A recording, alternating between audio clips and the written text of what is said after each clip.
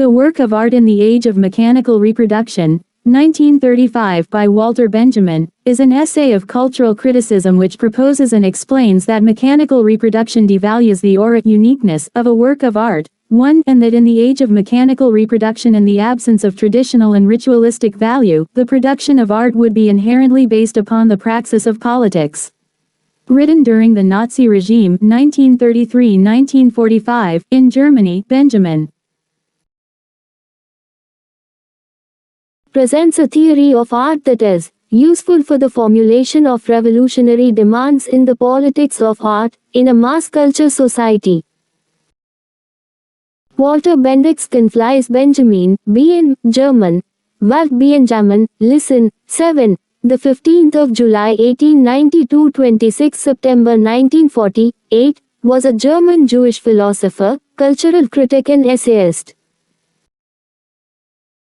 An eclectic thinker who combined elements of German idealism, Romanticism, Western Marxism, Jewish mysticism, and Neo-Kantianism, Benjamin made enduring and influential contributions to aesthetic theory, literary criticism, and historical materialism.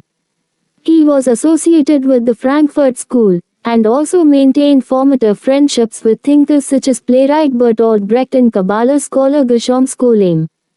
He was also related to German political theorist and philosopher Hannah Arendt through her first marriage to Benjamin's cousin Gunther Anders. Among Benjamin's best-known works are the essays, The Work of Art in the Age of Mechanical Reproduction, 1935, and Theses on the Philosophy of History, 1940. His major work as a literary critic included essays on Baudelaire, Goethe, Kafka, Krauss, Leskov, Proust, Walser, and translation theory. He also made major translations into German of the Tableaux Parisiens section of Baudelaire's Les Fleurs du Mal and parts of Proust's À la recherche du temps perdu. In 1940, at the age of 48, Benjamin died by suicide at Portbou on the French-Spanish border while attempting to escape from the invading Wehrmacht. Though popular acclaim eluded him during his life, the decades following his death won his work posthumous renown. A cultural critic is a critic of a given culture, usually as a whole. Cultural criticism has significant overlap with social and cultural theory.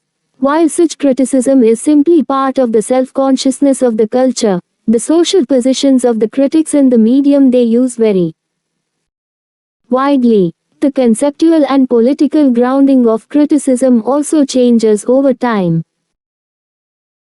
The subject and themes of Benjamin's essay, the order of a work of art, the artistic authenticity of the artifact, its cultural authority, and the aestheticization of politics for the production of art, became resources for research in the fields of art history and architectural theory, cultural studies, and media theory. 3.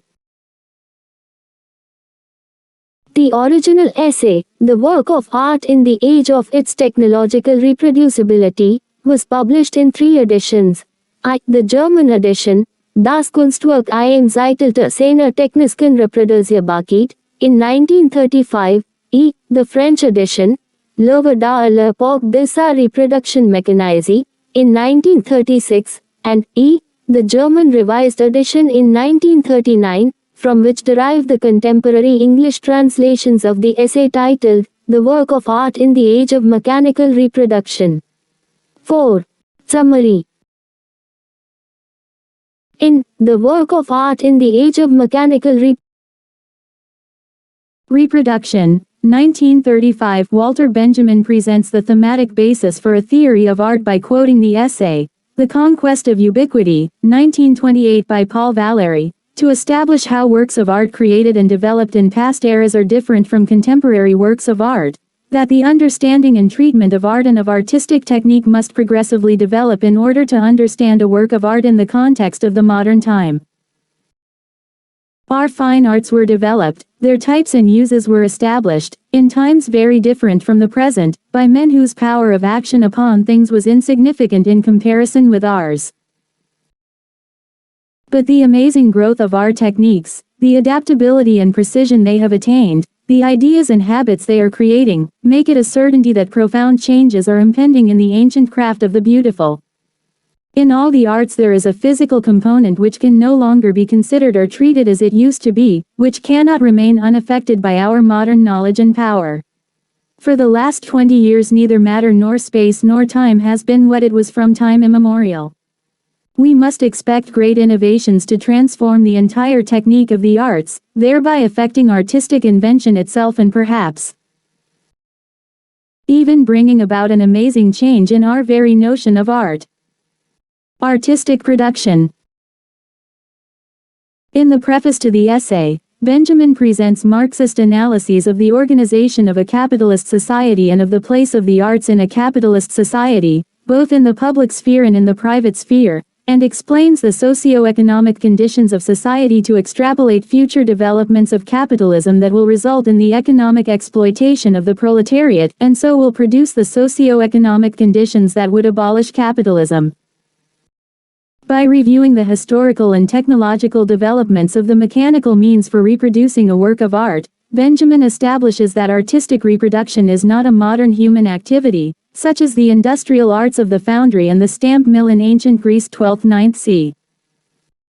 BC and the modern arts of woodcut relief printing and engraving, etching, lithography, and photography, which are industrial techniques of mass production that permit greater accuracy in the mechanical reproduction of a work of art than would an artist manually reproducing an artifact created by a master artist. Authenticity. The aura of a work of art derives from authenticity, uniqueness, and locale, physical and cultural. Benjamin explains that, even the most perfect reproduction of a work of art is lacking in one element: its presence in time and space, its unique existence at the place where it happens to be located. That the sphere of artistic authenticity is outside the technical sphere of mechanized reproduction. 7. Therefore, in being unique, the original work of art is an objet d'art independent of the mechanically accurate reproduction, yet, by changing the cultural context of where the artwork is located, the existence of the mechanical copy, an art product, diminishes the aesthetic value of the original work of art. In that way, the aura, the unique aesthetic authority of a work of art, is absent from the mechanically produced copy. 8. Value, cult and exhibition. Regarding the social functions of an artifact, Benjamin said that works of art are received and valued on different planes. Two polar types stand out. With one, the accent is on the cult value, with the other, on the exhibition value of the work. Artistic production begins with ceremonial objects destined to serve in a cult. One may assume that what mattered was their existence, not their being on view. 9. The cult value of religious art is in the fact that certain statues of gods are accessible only to the priest in the cella, certain Madonnas remain covered nearly all year round, certain sculptures on medieval cathedrals are invisible to the spectator on ground level. 10. In practice, the diminished cult value of a religious artifact, an icon no longer venerated, increases the exhibition value of the artifact as art created for the spectator's appreciation, because it is easier to exhibit a portrait bust that can be sent here and there to museums than to exhibit the statue of a divinity that has its fixed place in the interior of a temple. 11.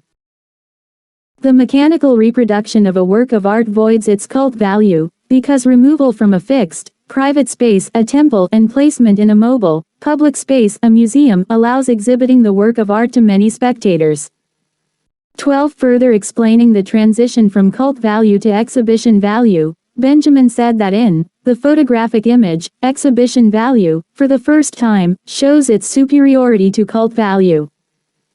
13. In emphasizing exhibition value, the work of art becomes a creation with entirely new functions, which, later may be recognized as incidental, to the original purpose for which the artist created the objet d'art. 14. As a medium of artistic production, the cinema moving pictures does not create cult value for the motion picture itself, because the audience's identification with the actor is really an identification with the camera.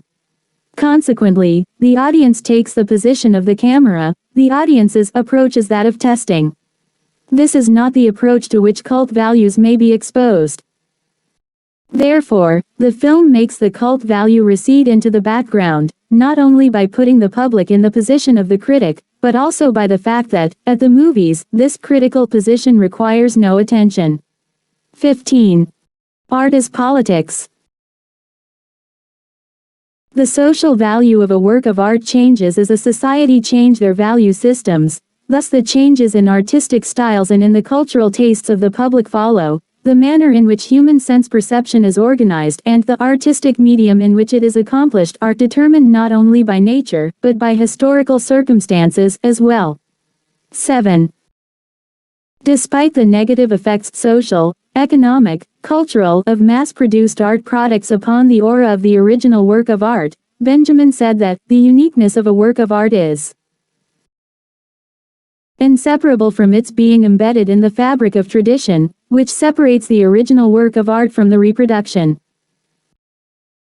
7. Moreover, Benjamin noted that the ritualization of the mechanical reproduction of art also emancipated the work of art from its parasitical dependence on ritual. 7. Thereby increasing the social value of exhibiting works of art, a social and cultural practice that has progressed from the private sphere of life, the owner's enjoyment of the aesthetics of the artifacts, usually high art, to the public sphere of life, wherein the public enjoy the same aesthetics in a gallery displaying works of art. In the late 20th century television program Ways of Seeing 1972, John Berger proceeded from and developed the themes of the work of art in the age of mechanical reproduction, 1935, to explain the contemporary representations of social class and racial caste inherent to the politics and production of art.